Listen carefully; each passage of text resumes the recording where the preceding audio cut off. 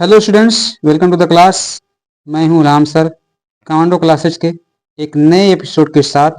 आज हम लोग करने वाले हैं प्रीवियस ईयर क्वेश्चन में साइंस के पार्ट की बात, जो कि हम लोग शुरू किए थे क्लास 9 के प्रीवियस ईयर क्वेश्चन कर रहे हैं।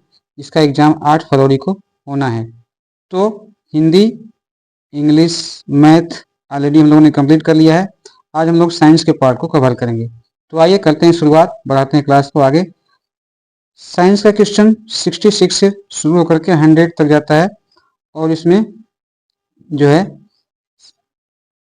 सारे क्वेश्चन के समान मार्क्स होते हैं। तो आइए क्वेश्चन को सॉल्व करते हैं। और पहला क्वेश्चन आपके सामने स्क्रीन पर स्पष्ट दिख रहा होगा। धातुओं का वह गुण जिसके कारण उन्हें पीट कर पतली शीटों या चादरों में परिवर्तित किया जा सकता है, क्या कहलाता है? तो धातु होते हैं, उसके कई गुण होते हैं। जैसे तन्यता का गुण होता है, तार खींचने का गुण, तार जिससे खींचा जाता है। भंगुरता, कोई कोई जो है कि मारने पे टूट जाता है। चालकता, इसमें बिजली को जैसे तार बनाए जाते हैं इसके कुछ धातुओं के, इनमें चालकता का गुण अच्छा होता है। एक है आघात वर्धनीयता, यही गुण होता है, इसके कारण पीट करके हम लोग पतली शीटों चादरों में इसको कन्वर्ट करते हैं। तो ऑप्शन नंबर सी हमारा राइट आंसर होगा। अगला क्वेश्चन है, निम्नलिखित में से कौन सा जीवाश्म ईंधन नहीं है? ध्यान दीजिएगा, जीवाश्म ईंधन नहीं है। इसमें जीवाश्म ईंधन मिलेंगे 4 ऑप्शन में, 3, बाकी एक इसमें जीवाश्म का नहीं होगा। अब जीवाश्म का ईंधन होता क्या है? जो धरती के नीचे जो है कि भूगर्भ में फॉसिल्स से जो है कि मिलते हैं, पेट्रोलियम पदार्थ से मिलते हैं, वो क्या होते हैं? जीवाश्म ईंधन कहलाते हैं। तो पेट्रोल तो पेट्रोलियम है, कोक भी है, डीजल भी है, पर लकड़ी जो है हमारा, ये जीवाश्म ईंधन नहीं है। ये जो है जमीन के अंदर से नहीं मिलता है, पेट्रोलियम पदार्थ से नहीं मिलता है।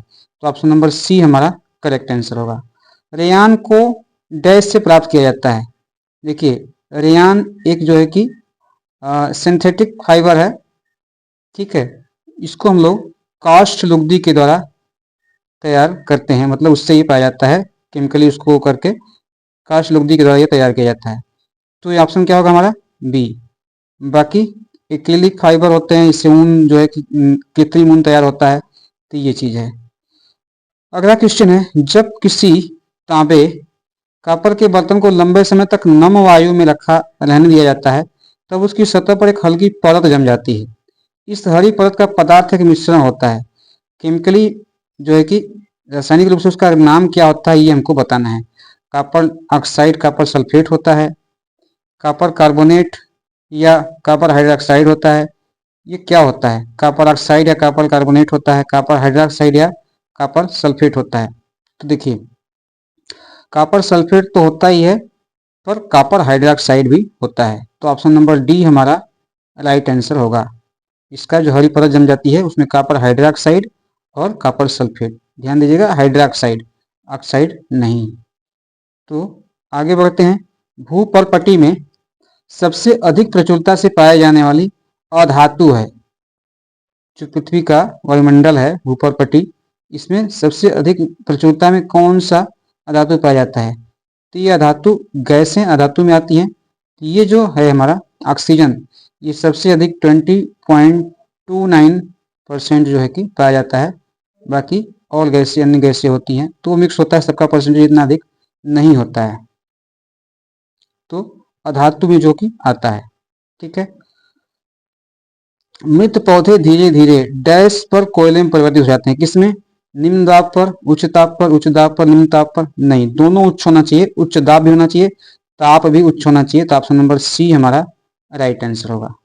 डैश के द्वारा क्लीवन प्रक्रिया की खोज की गई। किसके द्वारा की गई? अलेक्जेंडर फ्लेमिंग के द्वारा की गई, एडवर्ड जेनर के द्वारा की गई, रॉबर्ट कॉक के द्वारा की गई? नहीं, लुई पास्चर के द्वारा क्लीवन प्रक्रिया, जो कि माइक्रो प्रक्रिया पर आधारित है, उस पर आधारित है। तो ये सी ऑप्शन हमारा जो है कि करेक्ट हो जाएगा। 72 का क्या होगा? C option. सी ऑप्शन हमारा राइट आंसर होगा। कौन सी एक अधातु विद्युत चालक है? देखिए, धातुएं सामान्यतः विद्युत की चालक होती हैं। जैसे तांबा तो धातु है, विद्युत की चालक है, पारा भी है, ब्रोमीन है। लेकिन एक अधातु है हमारा ग्रेफाइट, जो अधातु होते हुए विद्युत का क्या है? चालक है। तो ऑप्शन नंबर सी हमारा करेक्ट आंसर होगा। आगे बढ़ते हैं, क्वेश्चन नंबर 74 को देखते हैं। निम्नलिखित सूक्ष्म जीवों में कौन सा प्रोटोजोआ है? तो प्रोटोजोआ संघ का होता है हमारा अमीबा। ऑप्शन नंबर ए हमारा राइट आंसर है, अमीबा। निम्नलिखित में से कौन सा मिट्टी में पुष्टिकर नहीं बढ़ाता है, मतलब उसकी फर्टिलाइजिंग पावर को नहीं बढ़ाता है? तो पलती जमीन है, तो जमीन कभी कभी खाली हो जाती है, मतलब खाली रखते हैं तो उसका फर्टिलाइजिंग पावर बढ़ जाता है, क्योंकि रेस्ट मिल जाता है उसको, उसके फिर से रिकंस्टिट्यूट हो जाते हैं उसके जो बैक्टीरिया, जो माइक्रो बैक्टीरिया होते हैं वो सब। खाद उर्वरक डालने से भी उसका फर्टिलाइजिंग पावर बढ़ जाता है। फसल का चक्रीकरण, मतलब कि फसल बदल बदल के जो लगाते हैं वो चक्रीकरण कहलाता है। ठीक है। बाकी जुताई से इसका कोई पुष्टिकरण से लेना देना नहीं है, तो ऑप्शन नंबर डी हमारा राइट आंसर है। आगे बढ़ते हैं। निम्नलिखित में से कौन सा समूह खरीफ फसल का है? अब खरीफ का फसल होता है वो जो जून जुलाई में बोया जाता है और अक्टूबर नवंबर में काट लिया जाता है। तो ऐसे अगर हम देखें तो धान हमारा इसी फसल में आता है। तो धान के साथ जो लगे हैं जैसे मक्का है, कपास है, इसमें ना उड़द भी आ जाएगा, ये सब हमारे क्या है, खरीफ के फसल है। तो ऑप्शन नंबर डी हमारा करेक्ट आंसर होगा। अगला क्वेश्चन है 77। निम्नलिखित में से जीवाणु द्वारा होने वाले रोगों के समूह को चुनिए। तो जीवाणुओं के द्वारा जो रोग होता है उसको हम लोग देखते हैं। तो ये ऑप्शन नंबर बी हमारा जो है कि जो है जीवाणुओं के द्वारा होता है। इसमें ट्यूबरकुलोसिस और ये माइक्रोबैक्टीरियम, ये सब जो होता है, टाइफाइड, इसके बैक्टीरियाज के नाम है। तो बैक्टीरिया इंग्लिश शब्द है और जीवाणु क्या है, हिंदी शब्द है। तो बी हमारा करेक्ट आंसर होगा। ठीक है। बाकी ये सब जो है कि वायरसेज हैं, पोलियो का है, चेचक का है, तो ये वायरस के द्वारा होता है। डोली भेड़ का जन्म 5 जुलाई 1996 को हुआ। वो पहली स्तनी प्राणी थी जिसे किसके द्वारा पैदा किया गया था? पाद निषेचन के माध्यम से, आंतरिक निषेचन के माध्यम से, वायु निषेचन के माध्यम से, प्रतिरूपण क्लोनिंग के माध्यम से। तो ये हमारा डी ऑप्शन करेक्ट होगा।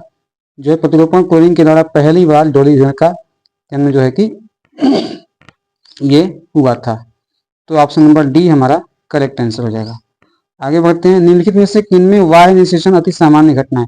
वायु निषेचन मतलब कि जो शरीर से बाहर होता है। तो वो मेढक, टोड और स्टार मिन, देखिए सभी मछली में नहीं होता है, जो स्टार फिश होती है उसमें होता है। तो इसमें स्टार फिश है, पर ये मुर्गी मछली दे दिया है तो जो रिलेटेड नहीं है। तो ऑप्शन नंबर सी हमारा करेक्ट आंसर होगा। इसमें जो है कि वायु निषेचन की घटना होती है। आगे देखते हैं। घर्षण को डैश के द्वारा बढ़ाया जाता है। सेहन के द्वारा तो कम किया जाता है। कैरम बोर्ड पर जो पाउडर छेड़ते हैं उसके द्वारा भी घर्षण क्या करते हैं, कम करते हैं। ये सब में जो है कि कम करते हैं फ्रिक्शन को। सतह को समतल बनाते हैं, इसका मतलब घर्षण क्या करते हैं, कम करते हैं। लेकिन बढ़ाने की बात हो रही है कि किसमें बढ़ता है? तो टायरों के ऊपर जो ऊपरी खुदरी तला लगाते हैं, इससे हमारा घर्षण क्या हो जाता है, बढ़ता है। तो ये सारे ऑप्शन हमारे रॉन्ग हैं और ये ऑप्शन हमारा जो है कि डी ऑप्शन हमारा सही है। तो इसका आंसर होगा डी। निम्नलिखित में से कौन सा मिलान सही है? सही है उसको हमको बताना है। तो देखिए, इंसुलिन ये अग्नाशय से निकलता है, तो इसलिए हार्मोन से कुछ इसका लेना देना नहीं है। एड्रेनलिन ये मानसिक ग्रंथि होती है, तो ये से वृद्धि हार्मोन से इसका लेना देना नहीं है। एस्ट्रोजन तनाव मुक्त हानिकारक हार्मोन, ये भी रिलेटेड नहीं है। टेस्टोस्टेरॉन ये पुरुष हार्मोन से, ये हमारा मिलान सही है। तो ऑप्शन नंबर डी हमारा करेक्ट आंसर होगा। आगे बढ़ते हैं। कौन सा एक संपर्क बल है, कांटेक्ट फोर्स कौन सा है? तो स्थिर वैद्युतिक बल ये दूर से ही काम करता है। चुंबकीय बल, जैसे चुंबक को आपने देखा होगा, दो चुंबक दूर से ही खींच लेता है, तो ये स्पर्श नहीं करना पड़ता। घर्षण बल हमारा जो है कि इसमें आता है, संपर्क बल में आता है। तो ऑप्शन नंबर सी हमारा करेक्ट आंसर है। बाकी गुरुत्वाकर्षण बल पृथ्वी का होता है, जैसे कोई भी चीज ऊपर फेंके तो बिना कांटेक्ट के उसको अपनी तरफ खींच लेती है। तो ये भी हमारा रॉन्ग होगा। कौन सा एक दाब की इकाई नहीं है? देखिए, दाब की इकाई फोर्स और एरिया की इकाई मिलकर के बनती है। तो ये डाइन, ये फोर्स की इकाई है प्रति सेंटीमीटर स्क्वायर। तो ये हमारा क्या हो जाएगा, ये इकाई है किसकी, दाब की। पास्कल भी दाब की इकाई होती है। न्यूटन पर मीटर स्क्वायर, यहाँ पर मीटर स्क्वायर है, तो ये भी दाब की इकाई है। पर न्यूटन मीटर ये दाब की इकाई नहीं है। तो ऑप्शन नंबर सी हमारा जो है कि मतलब सी सही है इस मामले में कि ये नहीं है। तो सी हमारा करेक्ट आंसर हो जाएगा। आगे बढ़ते हैं। अगला क्वेश्चन है, यदि हम निम्नलिखित ईंधनों को समान मात्रा का पूर्णतः दहन करें, ये ईंधन का नाम दिया गया है, तो अधिकतम ऊष्मा किससे प्राप्त होगी? तो ये क्रम हमको याद रखना है कि अधिकतम ऊष्मा का क्रम क्या है। तो सबसे पहले हमारा एलपीजी है, फिर सीएनजी है, फिर पेट्रोल है, फिर डीजल है। तो ये क्रम है इसका, पेट्रोल है और डीजल है। तो ये हमको याद रखना है, पेट्रोल फिर डीजल, लास्ट में क्या है, डीजल। समझिएगा आप, डी में लिख दे रहा हूँ बस। तो हमारा सही ऑप्शन क्या होगा इसमें, LPG, यानी ऑप्शन नंबर बी हमारा राइट आंसर होगा। आगे बढ़ते हैं। अगला क्वेश्चन है, राष्ट्रीय उद्यान परितंत्रों के समस्त समूह की सुरक्षा करते हैं। ठीक है, जो हमारे राष्ट्रीय उद्यान है उसमें जितने भी उसमें आएंगे, जैसे चाहे वनस्पति आए, चाहे जंतु आए, चाहे कुछ भी है, तो उसकी सबकी रक्षा करते हैं। जबकि वन्य जीव अभ्यारण्य को सुरक्षा प्रदान करते हैं। तो ये किसको सुरक्षा प्रदान करते हैं, प्राणी जात, वनस्पति जात व परिदृश्य, इसमें सब आ गया। वन्य प्राणी जात व वनस्पति जात नहीं, ये भी नहीं। वन्य जंतुओं, केवल एक ही चीज की सुरक्षा करते हैं वन्य जीव अभ्यारण्य, उनको नेचुरल इन्वायरमेंट में रखा जाता है, चाहे अपने उस जंगल के हों या किसी अन्य जंगलों से लाए गए हों। तो ऑप्शन नंबर सी हमारा जो है कि करेक्ट आंसर होगा। कोशिका के किस अंग को कोशिका का शक्ति भवन कहते हैं, लाइसोसोम, राइबोसोम, कोशिका भित्ति। एक शब्द आपको याद आ रहा होगा माइटोकॉन्ड्रिया, जो कि इसमें नहीं है, पर ध्यान दीजिएगा बी जो है इसका हिंदी शब्द है, ये माइटोकॉन्ड्रिया ही है, माइटोकॉन्ड्रिया, स्पेलिंग थोड़ा सा आप देख लीजिएगा। तो ऑप्शन नंबर बी हमारा करेक्ट आंसर होगा। आगे बढ़ते हैं। निम्नलिखित में से कौन सा ईंधन प्रदूषण रहित तो वाहनों के लिए है, तो आजकल जो सीएनजी गैसें चल रही हैं यही प्रदूषण रहित वाहनों के लिए यूज हो रही हैं। तो ऑप्शन नंबर डी हमारा करेक्ट आंसर होगा। बढ़ते हैं अगले क्वेश्चन की तरफ। अगला क्वेश्चन है, निम्नलिखित में से कौन सा एक पादप कोशिकाओं में तो पाया जाता है, मतलब वनस्पति कोशिकाओं में पाया जाता है, परंतु जंतु कोशिकाओं में नहीं पाया जाता, तो वो होती है हमारी कोशिका भित्ति। अब जब सेल का स्ट्रक्चर पढ़ेंगे उसमें आप देखेंगे कि कोशिका भित्ति जो है कि पादप कोशिकाओं में, वनस्पति कोशिकाओं में पाई जाती है, और जंतु कोशिकाओं में नहीं पाई जाती है। आगे है 89 नंबर क्वेश्चन, निम्नलिखित में से किस किस शक्ति के परिमाण को रिक्टर पैमाने पर व्यक्त किया जाता है, तो रिक्टर पैमाने पर जो है भूकंप की शक्ति को, भूकंप की तीव्रता को मापा जाता है। तो ऑप्शन नंबर डी हमारा जो है करेक्ट आंसर होगा। अगला क्वेश्चन लेते हैं। अगला क्वेश्चन है, निम्नलिखित में से कौन सा वायु प्रदूषक पेट्रोल डीजल के अपूर्ण दहन से उत्पन्न होता है और रुधिर की ऑक्सीजन वाहक क्षमता को घटा देता है। तो वो जो गैस निकलती है पूरा पूर्ण दहन नहीं होने से, वो होती है हमारी कार्बन मोनोऑक्साइड, जो कि बहुत जहरीला गैस माना जाता है। ये रुधिर की ऑक्सीजन की वाहन क्षमता को जो है कि घटा देती है, मतलब शरीर में जितना ऑक्सीजन जाना चाहिए ब्लड के सर्कुलेशन से उतना नहीं पहुंच पाता है। तो बी हमारा करेक्ट आंसर होगा। आगे बढ़ते हैं। हमारे सौर मंडल के कौन से दो ग्रह पूर्व से पश्चिम की ओर घूर्णन करते हैं, देखिए पृथ्वी भी हमारा एक ग्रह है, तो हम देखते हैं सूर्य पूर्व में निकालता है, पश्चिम में जाता है, इसका मतलब हमारी पृथ्वी पश्चिम से पूर्व की ओर गति करती है, इसलिए हमको दिखता है, जबकि सूरज अपनी जगह पे ही स्थिर है, पृथ्वी चक्कर लगाती है, बस हमको दिखता है। तो लेकिन दो ग्रह ऐसे हैं, बुध और यूरेनस, जो पूर्व से पश्चिम की ओर वास्तव में गति करते हैं। तो ऑप्शन नंबर बी हमारा करेक्ट आंसर हो जाएगा। ये चीज को याद भी रखना है। निम्नलिखित गैसों में से कौन सी अम्ल वर्षा के लिए उत्तरदायी होती है, तो अम्ल वर्षा में दो गैसें उत्तरदायी होती हैं, एक होती है सल्फर डाइऑक्साइड, दूसरा होती है नाइट्रोजन ऑक्साइड। ये दोनों के ऑक्साइड, क्योंकि इसी से एसिड बन जाता है, सल्फर डाइऑक्साइड से जो है कि सल्फ्यूरिक एसिड बन जाता है और इससे नाइट्रिक एसिड बन जाता है। तो ये अम्ल वर्षा में यही दो अम्ल जो है कि आते हैं। तो हमारा ऑप्शन नंबर डी जो है करेक्ट आंसर हो जाएगा। सूर्य से दूरी बढ़ते हुए क्रम में सौरमंडल के पहले 3 आंतरिक ग्रहों का सही क्रम क्या है, तो सूर्य से देखिए पृथ्वी है हमारी तीसरे नंबर पर, सूर्य के नजदीक में है एकदम बुध ग्रह है, उसके बाद शुक्र ग्रह है, फिर पृथ्वी है हमारी तीसरे नंबर पर। हमारी पृथ्वी के बाद मंगल ग्रह आता है इस तरह से, फिर ये शनि, बृहस्पति और शनि, फिर अरुण वरुण, इस तरह से आते हैं। तो क्रम को आपको देख लेना है, उसको याद रखना है। ये हमारा ऑप्शन नंबर सी हमारा करेक्ट आंसर होगा, बुध, शुक्र और पृथ्वी। डैश के परावर्तन से डैश के द्वारा प्रतिबिंब बनता है, तो क्या नियमित परावर्तन के द्वारा प्रतिबिंब बनता है, अनियमित परावर्तन के द्वारा प्रतिबिंब बनता है, विपरीत परिवर्तन के द्वारा होता है, परावर्तन के द्वारा बनता है। बनता तो है परावर्तन के द्वारा ही, और परावर्तन भी कैसा होना चाहिए, नियमित होना चाहिए। ये समतल दर्पण हमारा जो है नियमित परावर्तक है, इसके द्वारा प्रतिबिंब बनता है। तो बाकी इसका हमारा ऑप्शन हो जाएगा ए हमारा राइट आंसर हो जाएगा। बढ़ते हैं अगले क्वेश्चन की तरफ। ध्वनि की निम्नलिखित विशेषताओं में कौन सी कंपन के आयाम पर निर्भर करती है, तो कंपन के आयाम पर जो निर्भर करती है, इसकी जो इंटेंसिटी जो होती है हमारी, जो कंपन के आयाम पर निर्भर करती है। तो ऑप्शन नंबर सी हमारा जो है सही ऑप्शन हो जाएगा। 96 में देखते हैं, निम्नलिखित में से किसमें विद्युत धारा प्रवाहित नहीं होती है, देखिए किसमें नहीं होती है, तो कोई भी अम्लीय विलयन है तो उसमें विद्युत धारा प्रवाहित होती है, तांबे के तार में तो होती ही है, जानते ही हैं। ठोस सोडियम क्लोराइड और पिघला हुआ सोडियम क्लोराइड, तो पिघला हुआ सोडियम क्लोराइड भी हमारा जो है अम्लीय अम्ल का विलयन होगा, तो इसमें भी होगा।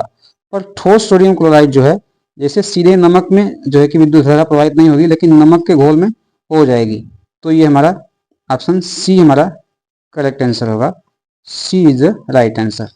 अगला है विद्युत धारा उत्पन्न करती है, क्या क्या उत्पन्न करती है? ऊष्मीय प्रभाव उत्पन्न करती है, रासायनिक प्रभाव उत्पन्न करती है, चुंबकीय प्रभाव, कौन सा इसमें सही है? तो देखिए, विद्युत धारा चलेगी तो उसमें कोई भी तार गर्म होता है, उसमें प्रभाव होता है। केवल रासायनिक प्रभाव, केवल चुंबकीय प्रभाव नहीं, केवल नहीं होता है, उसमें चुंबकीय प्रभाव भी होता है, रासायनिक प्रभाव भी होता है, ऊष्मीय प्रभाव भी होता है। तो ऊष्मीय, रासायनिक, चुंबकीय प्रभाव तीनों, ऑप्शन नंबर डी हमारा करेक्ट आंसर होगा। एक तारा पृथ्वी से 20 प्रकाश वर्ष दूर है। हम देखिए दूरी को किसमें मापते हैं? मीटर में, किलोमीटर में, पर यह भी प्रकाश वर्ष भी दूरी की एक इकाई है।